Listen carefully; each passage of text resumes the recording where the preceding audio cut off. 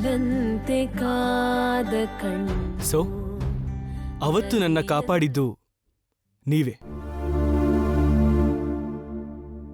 ನೀವು ಸುಳ್ಳು ಹೇಳಿದ್ರು ನಿಮ್ ಕಾಲಿನ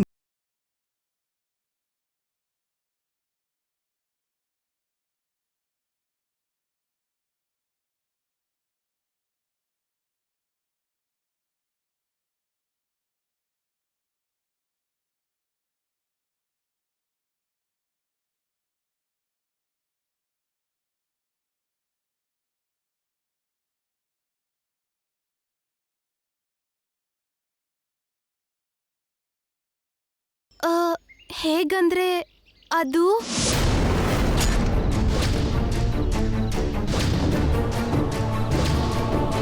ಅಯ್ಯೋ, ಮತ್ತೆ ಇವ್ರು ನನ್ನ ನೋಡಿದ್ರೆ ಅಷ್ಟೇ ನನ್ನ ಕತೆ ಮುಗ್ದೇ ಹೋಗುತ್ತೆ.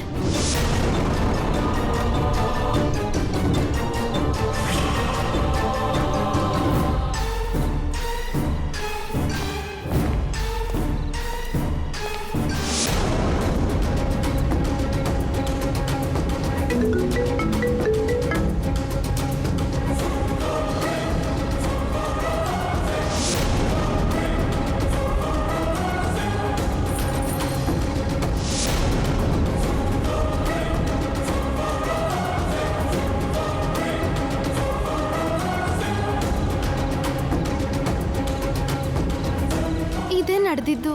ನನ್ನ ಕಾಪಾಡಿದ್ದು ನೀವೇ ಅನ್ನೋ ವಿಷಯ ನನಗೆ ಗೊತ್ತಾಗ್ಲಿ ಅಂತಾನೆ ನಿಮ್ಮ ಕಾಲ್ಗೆಜ್ಜೆ ಆ ದಿನ ಹಾಗೆ ಬಿದ್ದಿದ್ದು ಅನ್ಸುತ್ತೆ.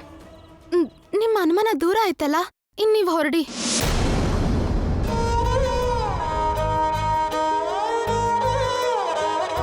ಇನ್ ಯಾವತ್ತೂ ನಾವು ಭೇಟಿ ಆಗ್ಬಾರ್ದು.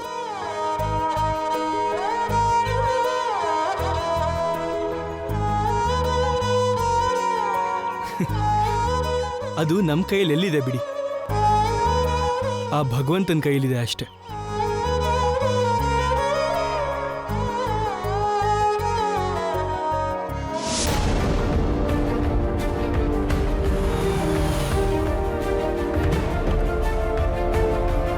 ಬನ್ನಿ ಸರ್, ಇದೆ ಸರ್ ಶ್ಯಾಮ ಅವರಿಗೆ ತಗೊಂಡಿರುವಂತಹ ಮನೆ.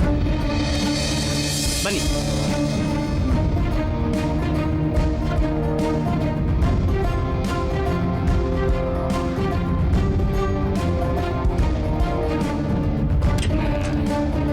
ಬನ್ನಿ ಸರ್.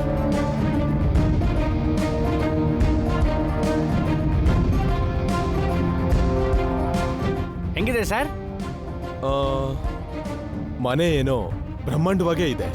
ರೆಂಟು ಅಷ್ಟೇ ಸರ್, ಬ್ರಹ್ಮಾಂಡವಾಗೇ ಇದೆ. So what? ನಾವೇನಾದ್ರೂ ಈ ಮನೆನ ಶ್ಯಾಮನ್ಗೆ ಲೈಫ್ ಲಾಂಗ್ ಇರುವಂತ ಗಿಫ್ಟ್ ಕೊಡ್ತಾ ಇದೀವಾ? ನಾನು ಅನ್ಕೊಂಡಿರೋ ಹಾಗೆ ಮದುವೆ ಆಗೋರ್ಗೂ ಅಷ್ಟೇ. ನಿಜಾನೇ ಬಿಡಿ. ಮದುವೆ ಆಗೋವರೆಗೂ ಅವ್ರನ್ನ ಅವ್ರವ್ರಲ್ಲೇ ಇಟ್ಟು ಮ್ಯಾನೇಜ್ ಮಾಡೋದನ್ನ ಬಿಟ್ಟು ಅವ್ರನ್ನೆಲ್ಲ ಇಲ್ಲಿಗೆ ಕರ್ಕೊಂಬಂದಿಡೋದು ಯಾಕೆ? ಸುಮ್ಮನೆ ದುಡ್ಡು ವೇಸ್ಟು. ಅವ್ರನ್ನ ಇಲ್ಲಿ ಕರ್ಕೊಂಡು ಬರ್ದೇ ಇದ್ರೆ ನಮ್ಮ ಕತೆ ಇಲ್ಲೇ ನಿಂತು ಹೋಗುತ್ತೆ. ನಾನು ಯಾವಾಗಿಂದನೋ ಇಷ್ಟೆಲ್ಲ ಪ್ಲಾನ್ ಮಾಡಿ ಒಂದೇ ಸಾರಿ 2 ಕುಟುಂಬದ ಜೊತೆನೂ ಚದುರಂಗ ಆಡ್ತಿದ್ದೀನಿ. ಶ್ಯಾಮ ಅವ್ರ ಕುಟುಂಬ ಇವಾಗ ನನ್ನ ಕೈಲಿದ್ದಾರೆ. ನಾನು ಅನ್ಕೊಂಡ ಹಾಗೆ ಗೆಲ್ಬೇಕು ಅಂದ್ರೆ ಅಂದ್ಕೊಂಡ್ ಕೆಲ್ಸನ ಅಂದ್ಕೊಂಡ ಹಾಗೆ ಅಂದ್ಕೊಂಡ ಟೈಮಲ್ಲೇ ಮಾಡಬೇಕು. ಅಂದ್ರೆ ಅವರೆಲ್ಲ ನನ್ನ ಕೈಗೆ ಸಿಗೋಷ್ಟು ಹತ್ರದಲ್ಲೇ ಇರಬೇಕೇ ಹೊರತು ಅಲ್ಲೆಲ್ಲೋ ಕೃಷ್ಣಪುರದಲ್ಲಿರಬಾರ್ದು. ಅದಕ್ಕೆ ಶ್ಯಾಮನ್ನ ಬೆಂಗಳೂರಿಗೆ ಶಿಫ್ಟ್ ಮಾಡ್ತಾ ಇದ್ದೀನಿ. ಮತ್ತಿಲ್ಲಿಂದ ಆನಂದ ಗಜಪತಿ ವರ್ಮನ್ ಮನೆಗೆ ಶಿಫ್ಟ್ ಮಾಡ್ತೀನಿ.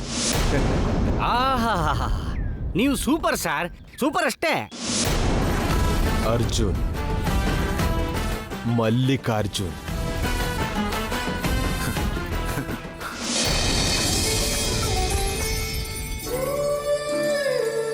ಇದೇನಿದು? ಇದನ್ನೆಲ್ಲ ತಗೊಂಡ್ ಬೆಂಗಳೂರಿಗೆ ಬರ್ತಿದ್ದೀರಾ? ಹೌದು. ನೀವು ಬೆಂಗಳೂರಿಗೆ ಹೋಗ್ತಾ ಇರೋದು ಯಾರ್ದೋ ಮದ್ವೆಲಿ ಶೆಹನಾಯಿ ನುಡ್ಸೋಕಲ್ಲ, ನಿಮ್ ಮಗಳು ಮದ್ವೆ ಮಾಡೋಕೆ. ಗೊತ್ತು ಬಿಡೆ, ನನ್ನ ಮಗಳ ಮದ್ವೆಗೆ ನಾನೇ ಸ್ವತಃ ಶಹನಾಯಿ ನುಡಿಸ್ಬೇಕು ಅನ್ನೋದು ನನ್ನ ಆಸೆ. ಅದ್ ಹೇಗಾಗುತ್ತೆ ರೀ?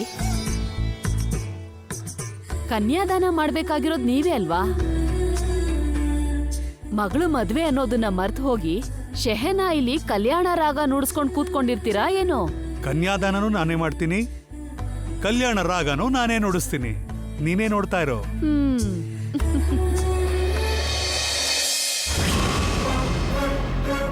ತಗೋ, ಇಟ್ಕೋ ಇದನ್ನ. ಇದ್ಯಾಕೆ ಗೌರಮ್ನವ್ರೆ? ಶ್ಯಾಮ ಮದ್ವೆ ವಿಚಾರದಲ್ಲಿ ಬೆಂಗಳೂರಲ್ಲಿ ಏನೇನ್ ನಡೆಯತ್ತೆ ಅನ್ನೋದನ್ನ ಆಗಾಗ ಫೋನ್ ಮಾಡಿ ಹೇಳ್ತಾ ಇರ್ಬೇಕು. ಅರ್ಥ ಆಯ್ತಾ? ಮಾಡ್ತೀನಿ ಗೌರಮ್ನವ್ರೆ. ಹ್ಮ್.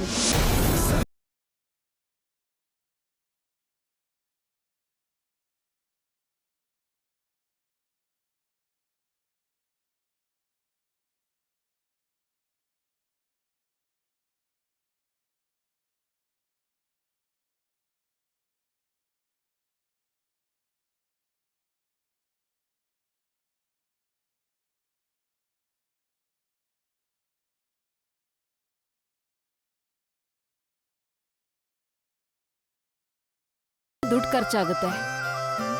ನಂಗೆ ಗೊತ್ತಿಲ್ವಾ? ಲೋ ಕಿಟ್ಟು, ಹಾ ಅಪ್ಪ. ಮೊದಲು ನಿನ್ನ ಔಷಧಿ ಎಲ್ಲ ಸರಿಯಾಗಿ ಎತ್ತಿಟ್ಕೋ. ಸರಿ ಅಪ್ಪ.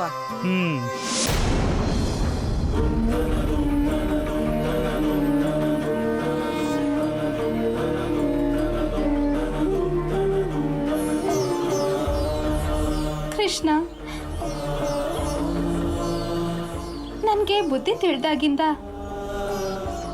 ಒಂದೋ ಎರಡೋ ದಿನ ಬಿಟ್ರೆ ಯಾವತ್ತೂ ಈ ಊರನ್ನ ಬಿಟ್ಟು ನಾನು ದೂರ ಇರಲೇ ಇಲ್ಲ. ಮೊದಲನೇ ಸಲ ಈ ಊರನ್ನ ಬಿಟ್ಟು ತುಂಬಾ ದಿನ ಇರಬೇಕಾಗತ್ತೆ. ನಾಳೆ ಮದುವೆ ಆದ್ಮೇಲೆ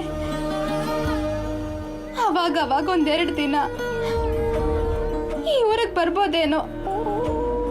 ಇನ್ಯಾವತ್ತು ಇಲ್ಲೇ ಇರಕ್ಕೆ ಅಂತ ಬರೋದಿಲ್ಲ. ಆ ದಿನ ನೆನ್ಪು ಮಾಡ್ಕೊಂಡ್ರೆ ಮನ್ಸಿಗೆ ತುಂಬಾ ನೋವು ಆಗ್ತಿದೆ. ಎಲ್ಲಿಗೂ ಹೋಗ್ದೆ ಯಾವಾಗ್ಲೂ ಇಲ್ಲೇ ಇರ್ಬೇಕು ಅನಿಸ್ತಿದೆ. ಆದ್ರೆ ಇರೋಕ್ಕಾಗಲ್ಲ. ನಾನು ಗಂಡು ಮಗು ಅಲ್ವಲ್ಲ, ನಾನಿಲ್ಲೇ ಇರಕ್ಕೆ ಹೆಣ್ಮಗಳಲ್ವಾ. ಗಂಡನ ಮನೆಗೆ ಹೋಗೋದು ತಪ್ಪಲ್ಲ. ಬರ್ತೀನಿ ಕೃಷ್ಣ, ಹೋಗಿ ಬರ್ತೀನಿ.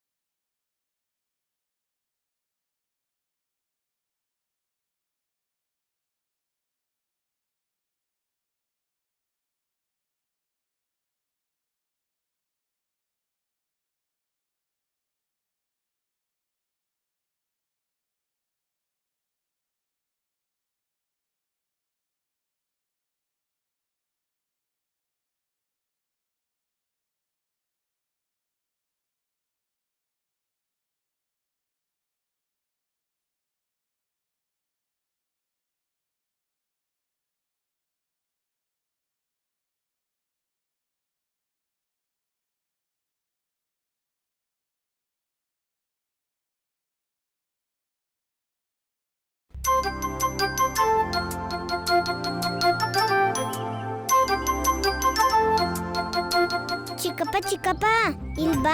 ಹ್ಮ್ ಹ್ಮ್ ಏನ್ರೋ ಅದು? ನಿಂಗೊಂದು ಸರ್ಪ್ರೈಸ್ ತೋರಿಸ್ತೀವಿ. ಸರ್ಪ್ರೈಸಾ? ಹೌದು ಚಿಕ್ಕಪ್ಪ.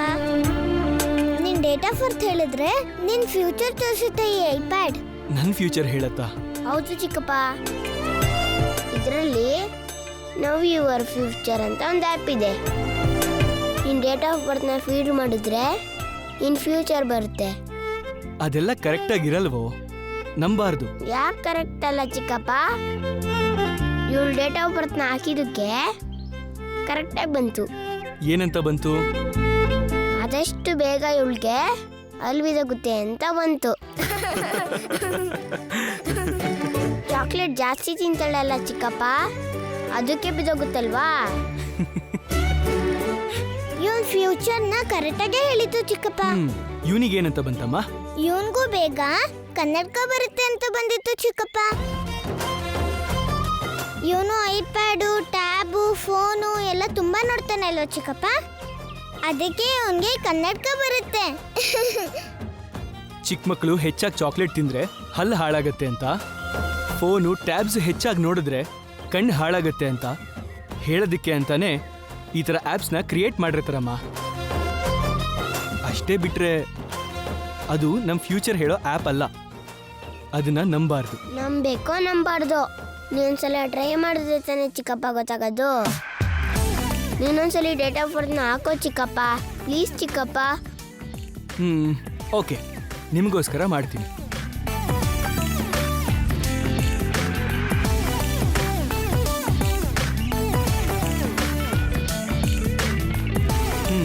ನೋಡಿದ್ರಾ ಏನು ಬಂದಿದೆ ಅಂತ?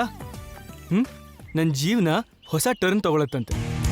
ಅತಿ ಮುಖ್ಯವಾಗಿರೋರು ನನ್ನ ಹತ್ರ ಬರ್ತಾರಂತೆ. ನನಗೆ ಅತಿ ಮುಖ್ಯವಾಗಿರೋರು ಅಂದರೆ ಯಾರು? ನನ್ನ ಫ್ಯಾಮಿಲಿ ಮೆಂಬರ್ಸ್. ನೀವೆಲ್ಲರೂ ನನ್ನ ಹತ್ರನೇ ಇದ್ದೀರಲ್ವಾ? ನನಗಿನ್ನೂ ಹತ್ರ ಇರೋರು ಇನ್ಯಾರು ಬರಕ್ಕೆ ಸಾಧ್ಯ? ನಿನ್ ಹೆಂಡತಿ ಆಗೋಳು.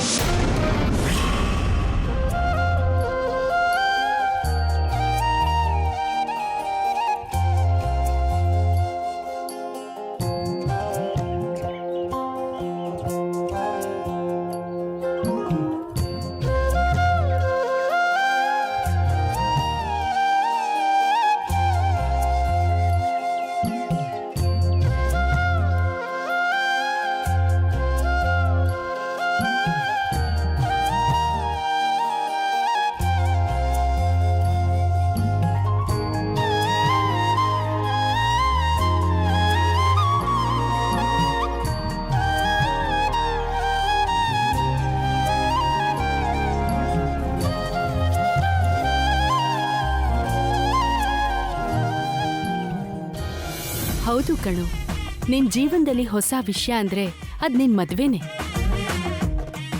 ಜೀವನದಲ್ಲಿ ಮುಖ್ಯವಾದ ವ್ಯಕ್ತಿ ನಿನಗ್ ಹತ್ರ ಆಗೋದು ಅಂದ್ರೆ ಅದು ನಿನ್ ಹೆಂಡ್ತಿನೇ. ಅಂದ್ರೆ ಆದಷ್ಟು ಬೇಗ ನನ್ ಸೊಸೆ ನಮ್ಮನೆಗೆ ಬರ್ತಿದ್ದಾಳೆ ಅಂತ ಅರ್ಥ. ಹಾಗಾದ್ರೆ ನಿಶ್ಚಿತಾರ್ಥಕ್ಕೆ ಅರೇಂಜ್ಮೆಂಟ್ಸ್ ಮಾಡ್ಕೋಬಹುದಲ್ವಾ? ನಿಮ್ ಇಷ್ಟ ಮಮ್ಮಿ.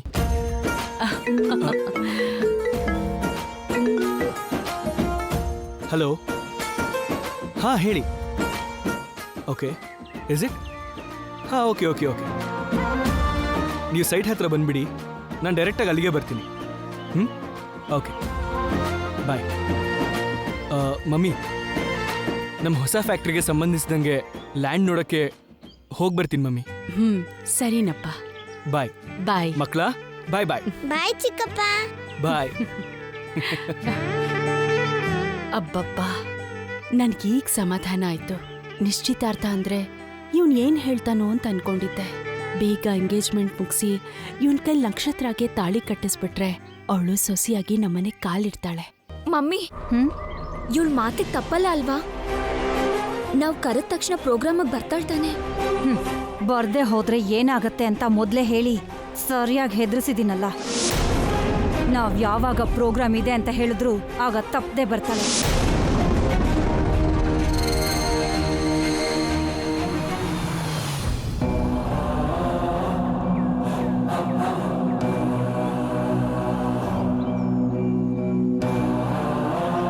ಮಮ್ಮಿ,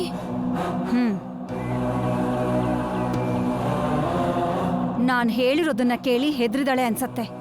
ಅದಕ್ಕೆ ಊರ್ ಬಿಟ್ಟು ಹೋಗದೆ ವಾಪಸ್ ಓಡ್ ಬರ್ತಿದ್ದಾಳೆ. ಈಗ ಅವರು ಕೂಡ ಹಿಂದೆ ಓಡ್ ಬರ್ತಾರೆ ನೋಡು.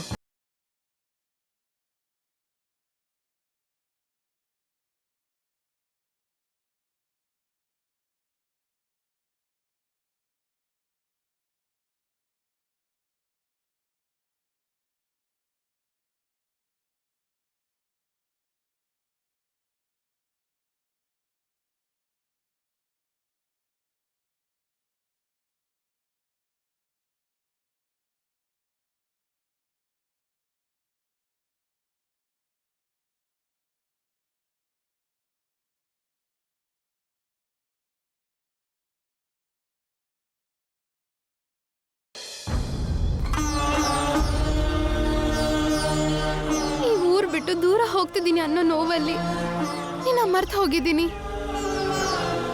ಏನು ಅನ್ಕೋಬೇಡ ತುಳಸಿ.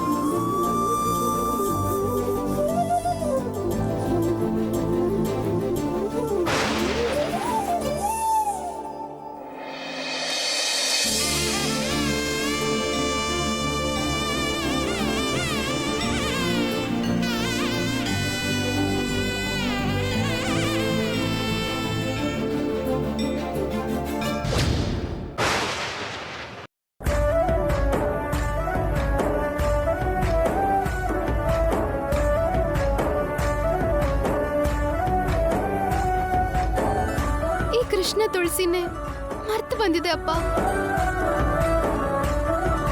ಅದಕ್ಕೋಸ್ಕರ ಬಂದಿದ್ದೆ. ಪರವಾಗಿಲ್ಲಮ್ಮ, ನಡಿ.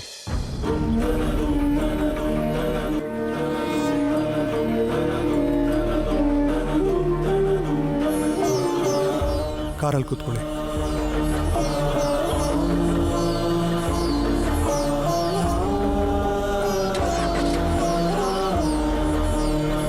ಅವಳು ವಾಪಸ್ ಬಂದಿದ್ದು ಕೃಷ್ಣ ತುಳಸಿಗೋಸ್ಕರ. ರಾಮೇಶ್ವರಕ್ಕೆ ಹೋದ್ರೂ ಶನೇಶ್ವರ ಬಿಡ್ಲಿಲ್ಲ ಅನ್ನೋ ಹಾಗೆ ಶ್ಯಾಮ ಬೆಂಗಳೂರಿಗೆ ಹೋದ್ರೂ ಕೃಷ್ಣ ತುಳಸಿನ ಮಾತ್ರ ಬಿಡ್ಲಿಲ್ಲ.